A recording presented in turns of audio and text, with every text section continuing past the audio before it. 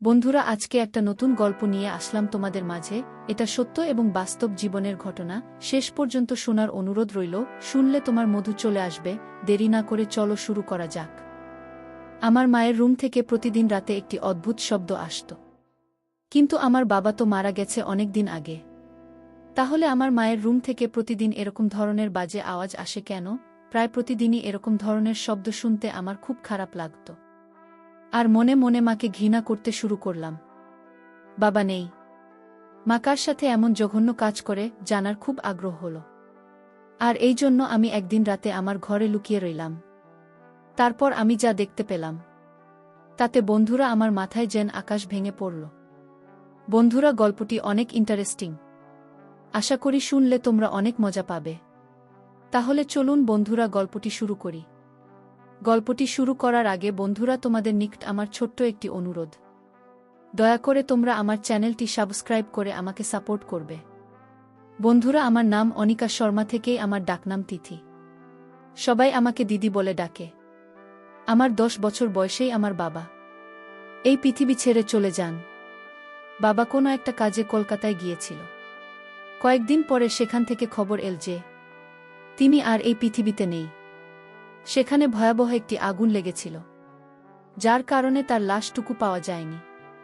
আমাদের জন্য এই খবরটা মাথায় আকাশ ভেঙে পড়ার মতো ছিল সবার মতো আমিও। আমার বাবাকে ভীষণ ভালোবাসতাম। আমার মা খুব সুন্দর দেখতে আর যুবতীদের মতো ছিল। বাবা মারা যাওয়ার পর দ্বিতীয় বিয়ের জন্য অনেক সম্বন্ধ এসেছিল, কিন্তু তবুও তিনি দ্বিতীয় বিয়ের জন্য না করে দিয়েছিলেন। এই ব্যাপারটা আমাদের পরিবারের সবাই একটু অবাক হয়েছিল, কারণ আমার মা তো বাবাকে ভালোবাসত না, উল্টে তার সাথে সারাক্ষণ ঝগড়া করত। বাবার কোনো ভালো চাকরি ছিল না, আর আমার মা একটা ধনী পরিবারের মেয়ে। দাদু আমাদের সংসারের পুরো খরচ চালাতেন, আর সারাক্ষণ আমার বাবার উপর চেঁচাতেন। আমার মা ও দাদুর সাথে মিলে বাবার উপর চেঁচাতেন। এসবের কারণে আমার বাবা ভীষণ কষ্টের মধ্যে থাকতেন। আমি প্রায়ই আমার বাবাকে লুকিয়ে লুকিয়ে কাঁদতে দেখতাম, আর সব সময় খুব টেনশনে থাকতে দেখতাম। কখনো কখনো বাবা আমায় বলতো, আমি তোকে ভীষণ ভালোবাসি, উত্তর কারণেই ঘর সংসার ছেড়ে কোথাও যেতে পারছি না। আমি বাবাকে বলতাম, এই পৃথিবীর সবথেকে ভালো বাবা তুমি। আর একজন মেয়ের জন্য বাবাই তার কাছে সবকিছু। সে তার বাবা আর যাই হোক না কেন, সেই তার সব। বাবা যখন আমাদের ছেড়ে চলে যান, সেই সময় আমি খুব ছোট। মাকে আমি ততটা ভালোবাসতাম না যতটা আমি আমার বাবাকে ভালোবাসতাম। ছোট ছিলাম, তাই এই কষ্টটা কোনো রকমভাবে আমি সহ্য করে নিয়েছিলাম। কিন্তু বাবার স্মৃতি আমার মনের মধ্যে গেঁথে গিয়েছিল। আমার অনেক সমস্যা ছিল, যার মধ্যে সবচেয়ে বড় সমস্যা হল আমার কনফিডেন্সের অভাব। আমি কারো সামনে ঠিকভাবে কথা বলতে পারতাম না। বাবার এই অবস্থা দেখে আমি সব সময় হেজিটেশনে থাকতাম, কারো সাথে ঠিকভাবে মিশতে পারতাম না। আমি খুব কষ্ট করে স্কুলে পড়াশোনা করতাম। এখন আমি বিয়ে করছি, আমাকে প্রায় বাইরে যেতে হতো, মানুষের সাথে মিশতে হতো, তাদের সাথে কথা বলতে হতো, কিন্তু আমি তাদের সামনে এত নার্ভাস হয়ে যেতাম যে আমার হাত পা কাঁপতে থাকত। এতে সকলে অবাক হয়ে ভাবতাম যে একই রকম মেয়ে, যে ঠিকমতো কথা পর্যন্ত বলতে পারে না। সব সময় আমার মনে হতো যে আমি এই পৃথিবীতে একা, আমার কেউ নেই। কিন্তু আমার মায়ের জীবন বাবার মৃত্যুতে কোনো রকম প্রভাব পড়েনি। মা সবসময় সেজেগুজে থাকত, নিজের যত্ন নিত, মাঝে মধ্যেই বাইরে ঘুরতেও যেত। আমি এই সমাজ আর আমার মায়ের থেকে সব সময় দূরে থাকতে চাইতাম। সেই কারণে আমি বাড়িতে অতিথিদের জন্য যে ঘরটা বানানো হয়েছিল, সেই ঘরে সারাদিন চুপচাপ পড়ে থাকতাম। রাতেও আমি সেই ঘরে ঘুমাতাম। ঘরটা ছিল আমাদের মূল ঘর থেকে একটু দূরে, যা একেবারে নীরব ছিল। সেই ঘরের ছাদটা খারাপ হয়ে গিয়েছিল, যে কারণে বর্ষার সময় ঘরের ছাদ দিয়ে জল পড়ত। তাই একদিন আমার মা বলল যে আমি যেন ঘর ছেড়ে বাড়ির ভিতরে চলে আসি, কারণ বাড়িতে অনেক ঘর ফাঁকা আছে। তাই আমার বাইরে থাকার কোনো দরকার নেই। আমি ভিতরে আসতে চাইছিলাম না, কিন্তু বৃষ্টি হলে ঘরে জল পড়ে, এই একটা সমস্যার কারণে আমাকে ভিতরে আসতে হলো। আমার ঘরের সামনে যে ঘরটা, সেটাতে আমার মা থাকত। আমার ঘর থেকে মায়ের ঘরের জানালা পরিষ্কারভাবে দেখা যায়। ছোটবেলায় আমিও বাবা মায়ের সাথে ঘরে থাকতাম, কিন্তু বাবা মারা যাওয়ার পরে এই ঘরে আসলে তার কথা মনে পড়ত। সেই কারণে আমি ঘর ছেড়ে বাইরের ঘরে থাকতাম। বাবার মৃত্যুর পরে আমি পুরো ডিপ্রেশনে ছিলাম। সেই কারণে আমি ডাক্তারের কাছে চেক আপ করাতে যেতাম। ডক্টর আমাকে এটাই বলতো যে তুমি তোমার বাবার মৃত্যুতে হৃদয়ের গভীর আঘাত পেয়েছ, যা তোমার ভিতরে আতঙ্ক তৈরি করে এবং এর ফলে তোমার অবস্থা আরও খারাপ হয়ে যেতে পারে। এই কারণে তোমার শরীর খারাপ হচ্ছে, কিন্তু তোমাকে নিজের উপর নিয়ন্ত্রণ আনতে হবে, কেননা সে তো এই পৃথিবীতে নেই। তোমাকে মানুষের সাথে মিশতে হবে, কথা বলতে হবে, কিন্তু তুমি যদি নিজের উপর কন্ট্রোল না রাখতে পারো, তবে তুমি মানুষের সাথে মিশবে কিভাবে? আর তুমি কি বা হবে কিভাবে? আমি নিজেই নিজেকে নিয়ে ভীষণ চিন্তায় থাকতাম। আমার বয়স এখন 20 বছর। আইন অনুযায়ী 18 বছর বয়সে আমি সাবালিকা হয়ে গেছি, কিন্তু আমি নিজের কাজ নিজে করতে পারতাম না। তবে এখন আমাকে নিজের কাজ নিজেই করতে হবে। নিজের ভালো মন্দের চিন্তা নিজেকেই করতে হবে। এমনিতেও মায়ের উপর আমি খুব একটা ভরসা করি না। বাড়ির ভিতরে আসার পর থেকে আমি একটা অদ্ভুত ব্যাপার লক্ষ্য করেছি যে প্রতিদিন আমার মনে হয় মায়ের ঘরে কেউ একজন আসে। প্রথম রাতে ভেবেছিলাম এটা আমার মনের ভুল, কারণ এই সময় মায়ের ঘরে কে থাকবে, তাই আমি এই ব্যাপারটার দিকে তেমন একটা গুরুত্ব দিলাম না। কিন্তু দ্বিতীয় রাতেও আমি নিজের কানে কোনো পুরুষের গলার আওয়াজ শুনতে পেলাম। যখন আমার ঘর থেকে বেরিয়ে মায়ের ঘরের কাছে গিয়ে দেখলাম তার ঘরে আলো জ্বলছে। এর মানে হলো আমার মা জেগে আছে। এরপরে আমি মায়ের ঘরের দরজায় টোকা দিলাম। কিছুক্ষণ পরেই মা এমনভাবে বাইরে বেরিয়ে এল, যেন মনে হচ্ছে তিনি সবেমাত্র ঘুম থেকে উঠে এসেছে। অথচ তার মুখের দিকে ভালো করে লক্ষ্য করে দেখেন, মনে হলো না যে তিনি ঘুমাচ্ছিলেন। আমি বললাম, তুমি যে ছিলে? মা বলল যে, তুই এটা জিজ্ঞেস করার জন্য আমাকে ঘুম থেকে উঠে আলি, আমার ঘুমটা নষ্ট করলি। এটা তোমার ঠিক হয় নাই। আমি বললাম, মা, আমার ঘুম আসছিল না, তাই জেগেছিলাম। তোমার ঘর থেকে একটা আওয়াজ শুনতে পেয়েছিলাম, তাই তো তোমাকে ডাকলাম। আমার কথা শুনে আমার মা বলল, তুই পাগল হয়ে যাসনি তো? কি সব ফালতু কথা বলছিস? আমি বললাম, তাহলে হয়তো তুমি ঘুমানোর সময় টিভিটা অফ করতে ভুলে গিয়েছিলেন, তাই আমি হয়তো তারই আওয়াজ শুনেছি। আর তুমি ঘুম থেকে উঠে এক্ষুনি টিভি বন্ধ করে বাইরে এলে আমার কথা শুনে আমার মা রেগে গেলেন। এদিকে মুখ ফসকে যা বলে ফেলেছি, তাতে আমি লজ্জায় পড়ে গেলাম। মায়ের রাগ করা স্বাভাবিক, কারণ তার সঙ্গে আমার এভাবে কথা বলা উচিত হয়নি। যাই হোক, আমি মায়ের কাছে ক্ষমা চেয়ে নিলাম আর বললাম আর এরকম হবে না। সকালে মা কাজের জন্য বেরিয়ে গেল। তারপর সুযোগ বুঝে আমি মায়ের ঘরে গেলাম মায়ের সাথে রাতের বেলা। এইভাবে কথা বলা আমার উচিত হয়নি। তাই মনে মনে ভাবলাম, আমি যদি মায়ের ঘরটা সুন্দর করে পরিষ্কার করি তাহলে মা খুশি হয়ে যাবে। এভাবে মায়ের ঘর পরিষ্কার করতে শুরু করলাম। প্রতিদিন যেভাবে ঘর পরিষ্কার করা হয়, আমি সেভাবে মায়ের ঘর পরিষ্কার না করে ঘরটাকে খুব সুন্দর করে পরিষ্কার করতে চেয়েছিলাম।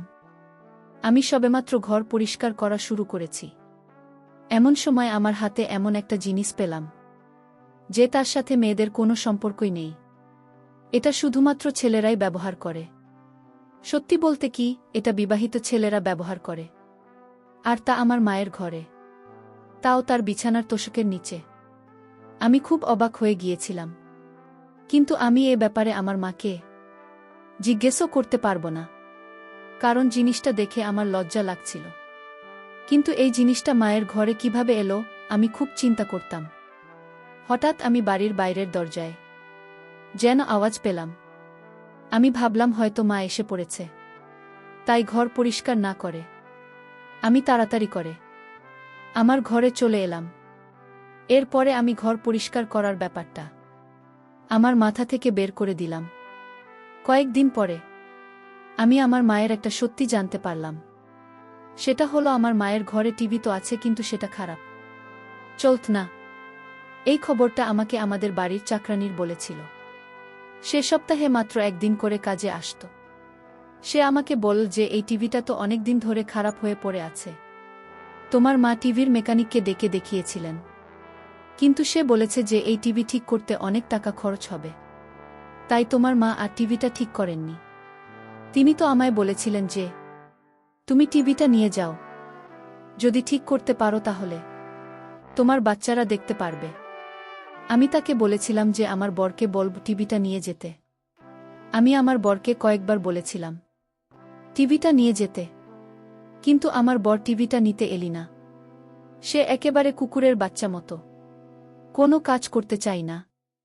চাকরানি তো তার নিজের সংসারের সমস্যা নিয়ে বিভিন্ন কথা বলতে শুরু করে দিল, কিন্তু আমার ধ্যান অন্য জায়গায় পড়েছিল। যদি টিভি খারাপই হয়, তাহলে তো আমার মা কি সেই রাতে টিভি চালায়নি? তাহলে মায়ের ঘর থেকে কিভাবে পুরুষ মানুষের গলার আওয়াজ আসছিল? তাহলে কি মা আমাকে মিথ্যে বলেছিল? আমি তো ছোটবেলা থেকেই বাড়িতে আছি, যদি অনেকগুলো বছর বাইরের ঘরে কাটিয়েছি, কিন্তু এ ব্যাপারে কিছুই টের পাইনি। যখন আমি ভিতরের বাড়িতে এলাম, তখন এই সমস্ত জিনিস আমি জানতে পারলাম। আগে আমি বাইরে যে ঘরটায় থাকতাম, সেটা বেশ ছোট ছিল। সেখানে বাথরুমটা বাড়ির বাইরে, অনেকটা পিছনের দিকে। শীতকালে আমাকে বাথরুম করতে বাড়ির বাইরে যেতে হতো। যদিও বাড়ির ভিতরে এটা বাথরুম ছিল, কিন্তু মা কখনো আমাকে ভেতরের বাথরুম ব্যবহার করতে বলেনি।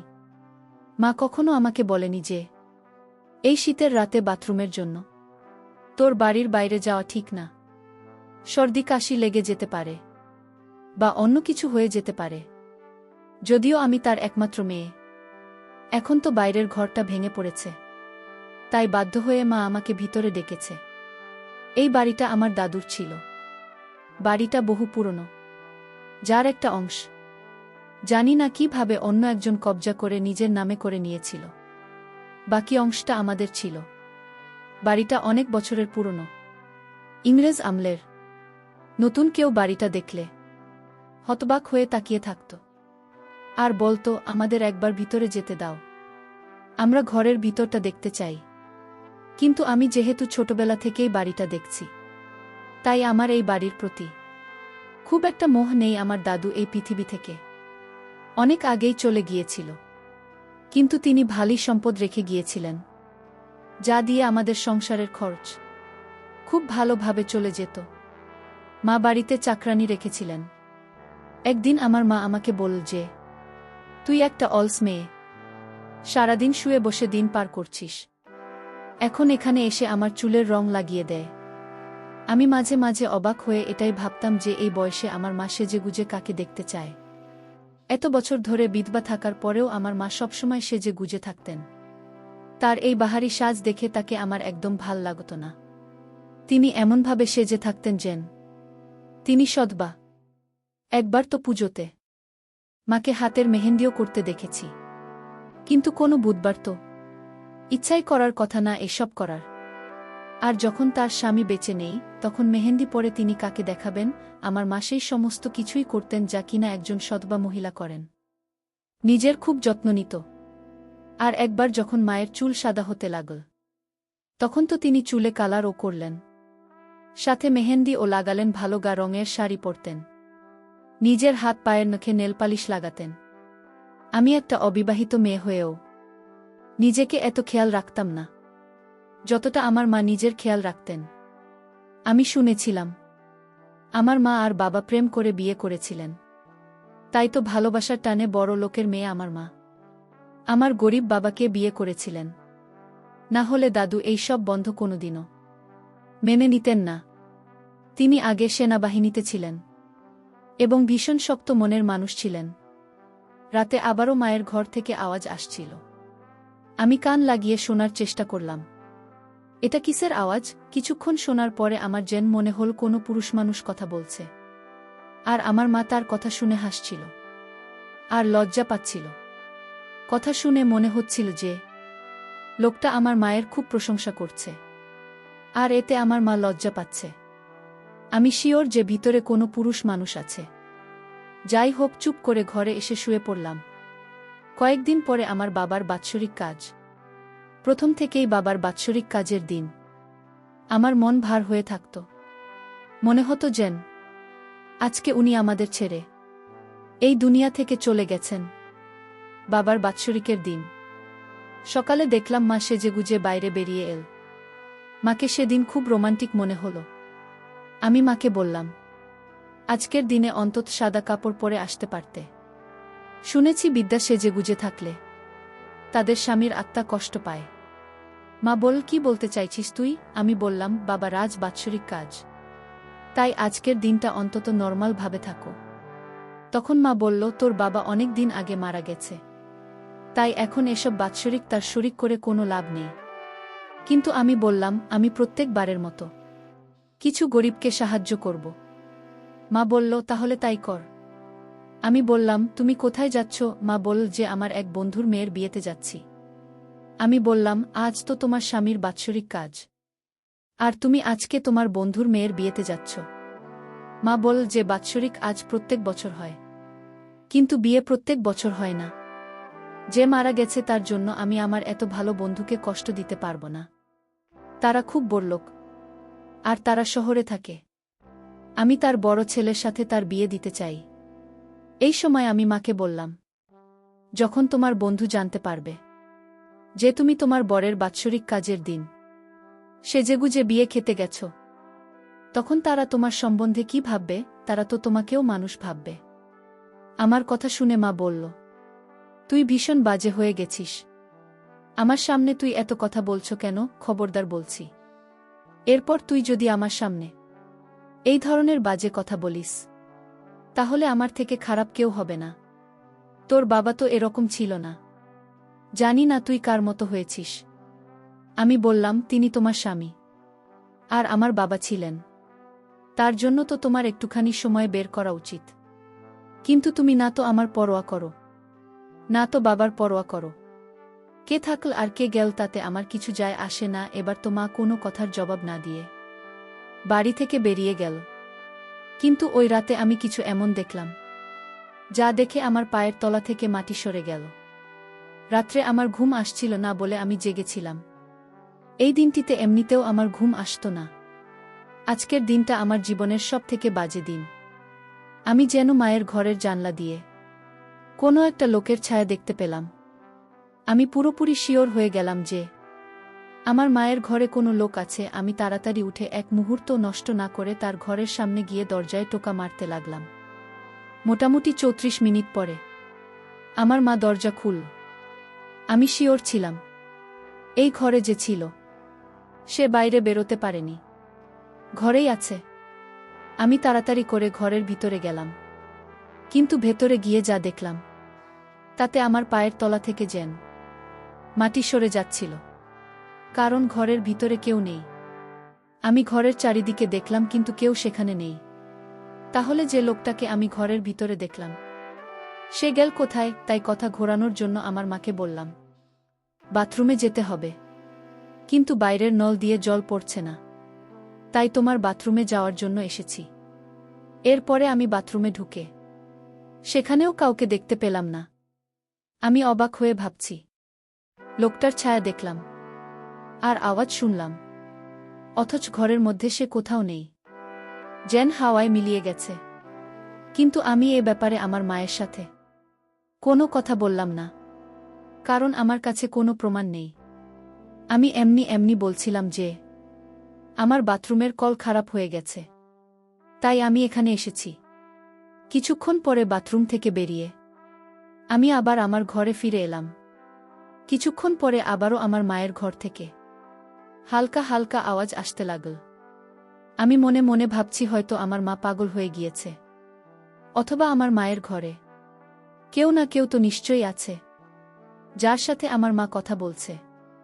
কোনো একটা ব্যাপার তো নিশ্চয়ই আছে, আর তা না হলে ওই ঘরের মধ্যে কোনো ভূতপ্রেত আছে যে আমাকে দেখলে অদৃশ্য হয়ে যায়। কেননা কোনো মানুষের পক্ষে এত তাড়াতাড়ি ঘর থেকে বেরিয়ে যাওয়া সম্ভব না। আর বেরোবেই বা কোথা দিয়ে? ঘরের দরজা দিয়ে যেতে পারবে না, কারণ আমি দরজা দিয়ে ঢুকেছি। আর জানলা দিয়েও যেতে পারবে না, কারণ জানলা ছিল খুবই ছোট। এসব চিন্তা করতে করতে আমার মাথায় প্রচুর যন্ত্রণা হতে শুরু করল, আর আমি এসব কথা কাউকে বলতে পারছিলাম না। এতদিন আমি চিন্তায় ছিলাম এটা ভেবে যে কেন আমার মা এতদিন বিয়ে করেননি, আর বিয়ে না করেও তিনি সবসময় এত খুশি থাকেন। কি করে আমি এতদিন ভাবতাম আমার মা বুঝি এখনও বাবাকে খুব ভালোবাসেন, সেজন্য আমার মা অন্য কোনো পুরুষকে বিয়ে করেনি। কিন্তু এখন তো বুঝতে পারছি যে নিশ্চয়ই আমার মায়ের অন্য কোনো ব্যাপার আছে, তার জীবনেও হয়তো কেউ আছে, আর সে হয়তো আমার মায়ের সাথে খুব বাজে কাজ করে। না হলে সে রাতের বেলা ঘরের মধ্যে কি করে? আমার প্রমাণ দরকার। কেননা আমি আমার মাকে বোঝাতে চাই যে আমি এখন আর বাচ্চা নই, আমি সমস্ত কিছু বুঝতে পারি। আর যার বিবাহযোগ্য মেয়ে আছে তার এসব মানায় না। যদি এমনটা সত্যি হয় তাহলে আমি আর এখানে থাকতাম না, এখান থেকে অন্য কোথাও চলে যেতাম। কেননা আমি এভাবে এখানে থাকতে পারবো না। এসব চিন্তাতেই রাতে আমার ঘুম আসত না। মায়ের ঘরের রহস্য জানার জন্য আমাকে একটা প্ল্যান বানাতে হবে। আমি মায়ের ঘরে যেতে পারতাম না, তাই আমাকে বুদ্ধি খাটিয়ে এমন একটা প্ল্যান বানাতে হবে যাতে ভুলের কোনো সম্ভাবনা না থাকে। শেষ পর্যন্ত আমার মাথায় এমন একটা প্ল্যান এসে গেল যে তাতে ভুল হওয়ার কোনো সম্ভাবনা নেই। কিন্তু যদি আমি ধরা পড়ে যাই, আর আমি যেটা ভাবছি সেটা যদি না হয়, তবে আমি আমার মায়ের চোখে চিরদিনের জন্য ছোট হয়ে যাব। কিন্তু অন্ততপক্ষে আমি সত্যিটা তো জানতে পারব। আর এমনিতে আমি শিওর ছিলাম যে মায়ের চোখে আমি ছোট হব না, বরং তিনি আমার চোখে চিরদিনের জন্য ছোট হয়ে যাবেন। তাই আমি মনে মনে ভেবে নিয়েছি যে আমাকে কি করতে হবে। বিকেলবেলা আমি আমার মাকে বললাম যে আজ আমি আমার এক বন্ধুর বাড়িতে পড়তে যাব, আর আমি রাতে ওখানে থাকব। আমার মা বলল, ঠিক আছে, খুব ভালো কথা, মন দিয়ে পড়াশুনো করো। মনে হয় আমার মা খুব খুশি হয়েছিল যে আমি রাতে বাড়িতে থাকব না। যাই হোক, আমি বাড়ি থেকে বেরিয়ে গেলাম এবং কিছুক্ষণ পরে মাকে ফোন করে বললাম যে আমি আমার বন্ধুর বাড়িতে চলে এসেছি। যদিও আমি বাড়ি থেকে কোথাও না গিয়ে বাড়িতেই লুকিয়েছিলাম। আমার মা বলল, ঠিক আছে, সকালে ঘুম থেকে উঠে ধীরে সুস্থে বাড়িতে ফিরে আসিস, তাড়াহুড়োর দরকার নেই। কিন্তু আমি তো আমার বন্ধুর বাড়িতে যাইনি, আমি তো আমার মায়ের ঘরে লুকিয়ে আছি। আর এমন জায়গায় লুকিয়েছিলাম যে ঘরে মা কি করে সেটা আমি দেখতে পেলেও মা আমাকে দেখতে পাবে না। কিছুক্ষণ পরে মা ঘরে এসে সাজগোজ শুরু করল। এরপরে ঘরের মধ্যে এমন একটা ঘটনা ঘটল যেটা দেখে আমার পায়ের তলা থেকে মাটি সরে গেল। আমার মা অনেক কষ্টে মেঝেতে কার্পেট সরাল, কেননা কার্পেটটা খুব ভারী। কার্পেট সরানোর পরে তার নিচে যা দেখলাম সেটা দেখে আমার মাথা ঘুরতে লাগল। কার্পেটের নিচে একটা দরজা ছিল। আমার মা সে দরজা টেনে খুল, আর মা দরজা খোলার সাথে সাথে সেখান থেকে একটা লোক বেরিয়ে এল। আর লোকটা বেরিয়ে আসার সাথে সাথেই আমার মা তাকে খুব বাজে আচরণ করতে শুরু করল। এটা দেখে আমার নিঃশ্বাস বন্ধ হয়ে যাওয়ার মতো অবস্থা। আমার যেন মনে হলো যে আমি মাথা ঘুরে পড়ে যাব, কেননা ওই লোকটা আর কেউ না, সে আমার বাবা, যে কিনা অনেক বছর আগে মারা গিয়েছিল। তাহলে আমার বাবা এখনো জীবিত কিভাবে? আমি বাবাকে দেখে হতভম্ব হয়ে বাইরে বেরিয়ে এলাম। তারা দুজনে আমাকে দেখে অবাক হয়ে আমার দিকে তাকিয়ে রইল। আমি থাকতে না পেরে এগিয়ে গিয়ে বাবাকে ধরে খুব কান্নাকাটি করলাম। বাবা আমাকে কিছুক্ষণ আদর করে, তারপর জিজ্ঞেস করল, কেমন আছিস মা? আমি বললাম, বাবা তুমি বেঁচে থাকতেও মরা নাটক কেন করেছিলে? আমার বাবা বলল, সোনা মা, আমরা খুব গরিব ছিলাম, আমাদের কাছে কিছুই ছিল না, কিন্তু আমার একটা জিনিস ছিল, আর সেটা হলো আমার জীবন বীমা, যেটা আমার বাবা বেঁচে থাকতে আমার নামে করেছিলেন। সেই জীবন বীমার টাকা পাওয়ার জন্য এই দুনিয়ার সামনে আমাকে মরে যেতে হয়েছিল। আমি মরে গেলে জীবন বীমা থেকে 1 কোটি পাওয়া যেত। আমার কাছে আর কোনো অপশন ছিল না। তোর দাদুর সব কিছু বিক্রি করে শেষ হয়ে গেছিল। আমরা অনেক অভাবে পড়ে গেছিলাম মা, আমাদের কাছে আর কিছুই ছিল না। তাই তোদের ভালোভাবে রাখার জন্য আমাকে এই নাটকটা করতে হয়। এরপর সকলের সাথে সাথে জীবন বীমা লোকেরাও বিশ্বাস করেছিল যে আমি মরে গিয়েছি, তাই তারা তোমাকে 1 কোটি দিয়ে দেয়, আর আমরা কোনো কাজ না করে সুখের সাথে জীবন উপভোগ করতে থাকলাম।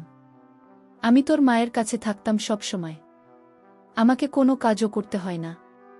সুমাথি, এই যে দেখ, মাটির নিচে আমার ঘর আছে, টিভি আছে, আমি আনন্দের সঙ্গে জীবন অতিবাহিত করছি।